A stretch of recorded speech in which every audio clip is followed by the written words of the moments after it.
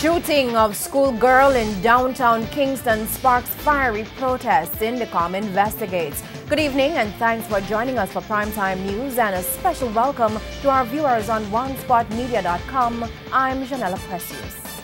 And I'm Nadine McLeod. Also this evening, man mowed down by train in Spanish Town. Accused in Mandeville Parish Council fraud case granted bail. Change to no vending zones in Montego Bay causes disquiet. In the business day, NCB withdraws offer to raise money in New York.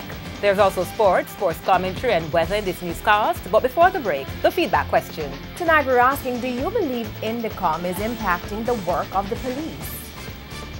Share comments online, facebook.com/Television Jamaica and tweet us at Television Jam.